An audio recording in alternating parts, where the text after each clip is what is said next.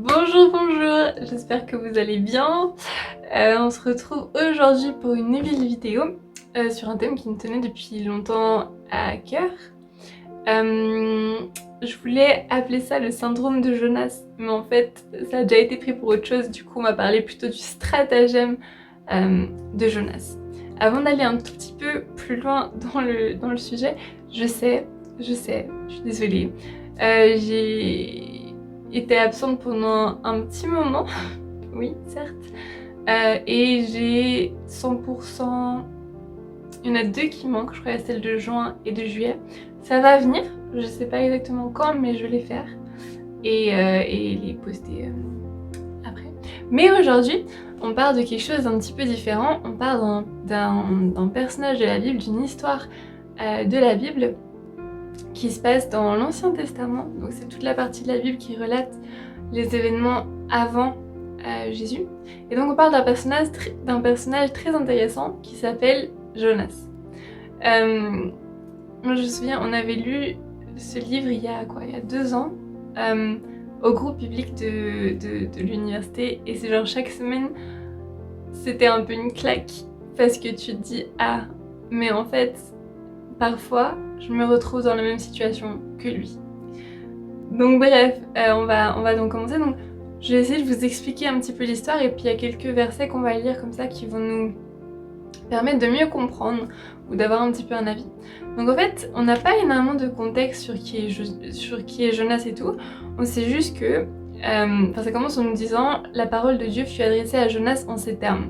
Va à Ninive et annonce-leur que je vais les détruire en fait. » Et donc le premier verset qu'on va lire, c'est la réaction de Jonas. C'est dans le livre de Jonas. Il n'y a que 4 chapitres, hein. Donc c'est pas très long et c'est génial à lire, franchement, lisez-le. Donc le premier verset, c'est dans Jonas, au chapitre 1, et le verset 3, qui nous dit ceci. Jonas se mit en route pour s'enfuir à Tarsis, loin de la présence de l'Éternel. Il descendit au port de Jaffa, où il trouva un navire en partance pour Tarsis. Il paya le prix de la traversée et descendit dans le bateau pour aller avec l'équipage à Tarsis, loin de la présence de l'Éternel. Donc ça c'est la réaction de Jonas. Donc en vrai, Dieu lui dit de faire quelque chose, lui dit non, en fait je vais faire l'inverse de ce que tu me dis. Donc il va, il paye, il débourse des sous, et il va genre à l'opposé, l'exact opposé de là où Dieu lui dit d'aller. Donc c'est assez clair la situation. Et c'est très intéressant du coup ce qui se passe. Donc il fait ça. Ce qu'il faut savoir, c'est que Ninive, c'était une très très grande ville. Et en fait dans cette ville-là habitaient les ennemis du peuple de Jonas, en fait du peuple hébreu. Et donc il avait aucune intention, aucune envie d'aller leur annoncer la parole de Dieu là-bas. Ils disaient là mais eux ils adorent des idoles en plus. Ils sont des ennemis de mon peuple, donc pourquoi est-ce que moi j'irais chez eux leur annoncer cela? Ça n'a aucun sens. J'ai pas du tout envie de faire ce que Dieu me dit, donc je me lève et je vais à l'opposé. Donc c'était un petit peu ça l'idée. Et c'est là que c'est intéressant, parce que c'est là que vraiment tout commence en fait. Quand on décide sciemment de désobéir à Dieu, on pêche. Et la conséquence du péché, c'est jamais quelque chose de bon, c'est jamais quelque chose de joyeux. La conséquence du péché, à la fin, c'est la mort. Voilà. Spirituel, physique, c'est la mort, en fait. Et des fois, ça peut être un petit peu moins violent, ou en tout cas en chemin, mais c'est jamais quelque chose de positif, c'est jamais quelque chose de bon. Et ici, dans le cadre de Jonas, il se passe quelque chose de très intéressant. Et donc, ici, ce qui se passe, c'est que Dieu, il fait souffler un très grand vent, donc il y a une tempête qui se lève, alors qu'ils sont en pleine mer. Et Jonas, qu'est-ce qu'il fait? Il dort. Et du coup, le capitaine, tout l'équipage, ils ont super peur. Ils ont super peur parce que c'est une énorme tempête. Peut-être qu'ils n'ont jamais vu une tempête de ce genre-là avant. Et donc, ils ont très peur. Et chacun commence à prier son Dieu et tout. Et donc, il y a... le capitaine, il va vers Jonas, il dit « Mais hé, toi tu dors et on est en train de mourir, mais lève-toi, fais quelque chose. » Donc on va lire sa réaction au verset 6 qui dit ceci. Le capitaine s'approcha de lui et l'interpella. « Hé quoi, tu dors? Mets-toi debout et prie ton Dieu. Peut-être Dieu se souciera-t-il de nous et nous ne périrons pas. » Donc c'est un peu ça la réaction du capitaine. Et donc bon, ils prient tous, il n'y a rien qui se passe, ils essaient de faire des trucs, il n'y a rien qui se passe, donc ils se disent bon, peut-être que c'est à cause d'un d'entre nous que cette tempête s'est levée, donc tirons au sort. Le sort tombe sur Jonas. Et Jonas leur explique la situation. Il leur dit oui ok, c'est moi la cause du malheur, c'est parce que en fait Dieu m'a dit de faire quelque chose et j'ai décidé de faire l'inverse. Et du coup, il y a la réaction des autres hommes qui est très intéressante, verset 10, qui dit ceci. Il leur apprit qu'ils s'enfuyaient loin de la présence de l'Éternel. Aussi, ces hommes furent-ils saisis d'une grande crainte et lui dirent « Pourquoi as-tu fait cela ?» Et ça, c'est vraiment la réaction, en fait, c'est que tous on devrait avoir quand Dieu nous dit quelque chose et qu'on décide de faire l'inverse. Mais la question, c'est « Mais pourquoi tu fais ça, en fait ? Pourquoi tu fais ça ? Pourquoi as-tu fait cela ?» Pas ça attire le malheur sur toi, mais non seulement sur toi, mais sur toutes les autres personnes autour de toi, en fait. Donc c'est un peu ça le souci. Et donc Jonas il leur dit écoutez, pour que la tempête elle s'arrête, en fait il faut me jeter par-dessus bord. Et le capitaine et tout au début ils raisonnent, ils disent non mais on peut pas faire ça en fait, c'est pas possible, on peut pas te jeter par-dessus bord, si on fait ça tu meurs. Et bon, ça continue et ils voient que vraiment s'ils font pas ça ils vont tous mourir. Donc ils disent Dieu, faut pas nous charger de ce péché, hein. Nous on le jette à bord mais s'il te plaît, faut pas nous en tenir rigueur. Ils jettent Jonas par-dessus bord et instantanément, la tempête elle s'arrête. Donc les gars, ils ont eu tellement la crainte qu'ils se sont convertis et tout. Très bien. Maintenant, l'histoire de Jonas, il continue. Parce que du coup, Jonas, il est là et il se fait avaler par un gros poisson. Certains disent que c'est une baleine, I don't know. C'est un gros poisson, un grand poisson qu'ils disent.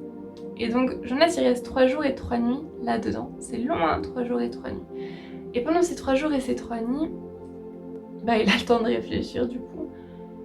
Et il prend le temps de prier, en fait, il prie à Dieu et il dit mais en fait il se repent et il reconnaît que ok en fait j'ai grave désobéi à ce que tu m'as dit et tu m'as fait grâce de me garder en vie.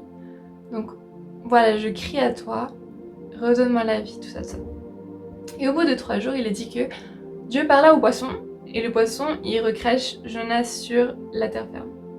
Ce qui se passe ici, c'est que Dieu, il reparle à Jonas, il lui dit « Lève-toi, va à Ninive, et là-bas tu annonceras le message que je t'annonce. » Jonas, là, il essaie pas de résister, il se lève, il va à Ninive.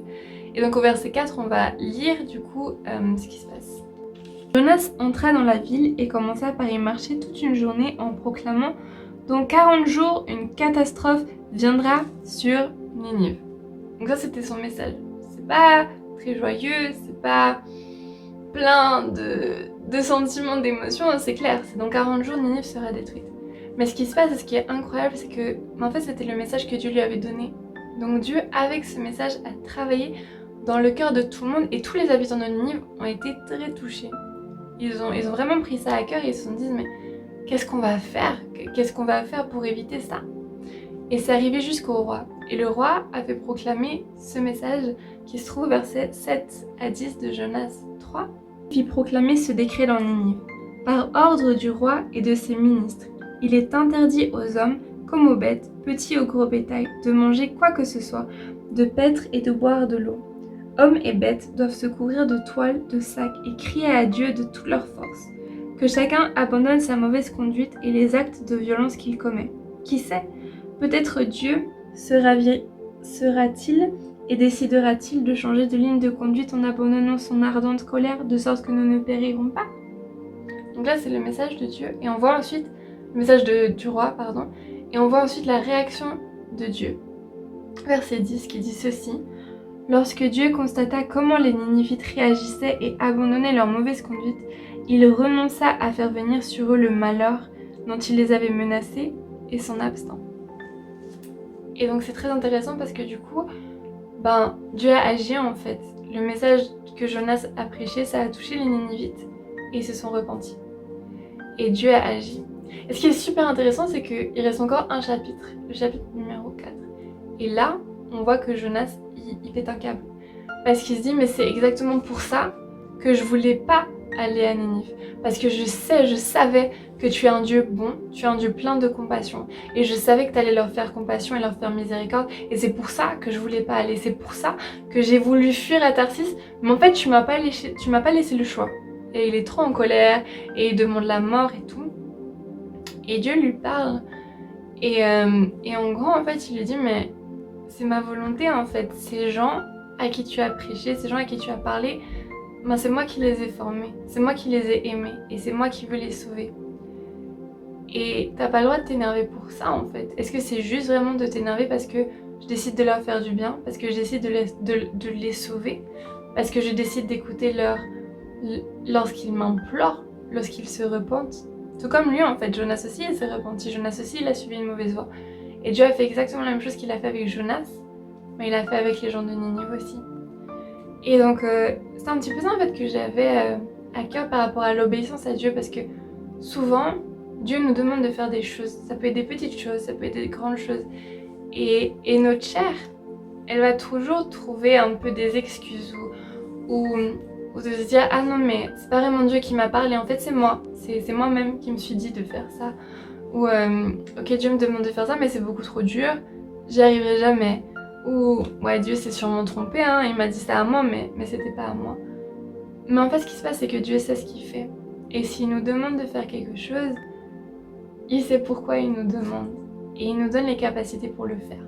Alors bien sûr ça veut pas dire que c'est facile, ça veut pas dire que c'est évident, ça veut pas dire que ça coule de source, mais ça veut surtout dire qu'on aura besoin de Dieu pour le faire. Et ça peut nous demander du temps, ça peut nous demander de l'énergie, ça peut nous paraître insurmontable, mais avec Dieu c'est possible. Et j'aimerais t'encourager et m'encourager à nous dire, parce que je pense qu'on a tous des choses comme ça que Dieu nous demande de faire, et très souvent on met ça dans un coin de nos têtes, où on essaye d'oublier, où on essaie de se convaincre avec la Bible applique qu'en fait non, Dieu ne peut pas nous demander ça. Mais si Dieu t'a demandé quelque chose, fais-le. Fais-le franchement. Si Dieu te demande de faire quelque chose, c'est parce qu'il sait pourquoi il te demande. Et donc nous, notre mission à nous, c'est d'obéir et d'accomplir. Et juste un dernier petit verset, enfin 2 derniers versets que j'aimerais lire, dans le Nouveau Testament cette fois, dans le livre de Romains, c'est le chapitre 12, les versets 1 et 2 qui nous disent ceci. Je vous recommande donc, frères et sœurs, à cause de cette immense bonté de Dieu, à lui offrir votre corps comme un sacrifice vivant, saint et qui plaise à Dieu, ce qui sera là de votre part un culte raisonnable. Ne prenez pas comme modèle le monde actuel, mais soyez transformés par le renouvellement de votre intelligence pour pouvoir discerner la volonté de Dieu, ce qui est bon, ce qui lui plaît, ce qui est parfait. Dernière chose, c'est que quand on vient à Christ, nous ne nous appartenons plus à nous-mêmes, mais on appartient à Dieu. C'est-à-dire notre vie, nos rêves, nos désirs, tout, ça appartient à Dieu et ça ne nous appartient plus à nous. Et je pense que ça c'est une bonne piqûre de rappel. On me l'a rappelé il y a pas longtemps, mais c'est quelque chose de très bon à se rappeler, à se souvenir que en fait on appartient à Dieu. Et c'est Dieu qui est souverain, c'est Dieu qui est roi, et c'est sa volonté qui prévaut tout le temps. Donc voilà ce que je voulais partager, le syndrome de Jonas dans lequel très souvent on se retrouve tous, à petite ou grande échelle, hein, c'est la même chose. Mais vraiment nous encourager à faire ce que Dieu nous demande en fait. C'est simple, hein, mais à faire ce que Dieu nous demande. Que si Dieu nous donne un rêve, si Dieu nous donne un projet, il y a une raison, et écrivons-la et gardons-la, en fait, allons jusqu'au bout. Donc voilà, en espérant et en priant que cette vidéo vous aura parlé. N'hésitez pas à partager plus loin, ça peut bénir quelqu'un d'autre, hein, exhorter quelqu'un d'autre. J'ai quelques idées de vidéos que je vais essayer de faire bientôt, et puis donc voilà. En attendant, n'hésitez pas à m'écrire, il y a mon adresse mail et Instagram qui s'affiche quelque part sur cet écran. Donc n'hésitez pas à m'écrire si jamais, si vous avez aussi des requêtes de prière, des sujets de vidéos, de choses que vous aimeriez qu'on aborde ou autre. N'hésitez pas, je suis preneuse. Donc voilà, à tout bientôt, que Dieu vous bénisse. Ciao!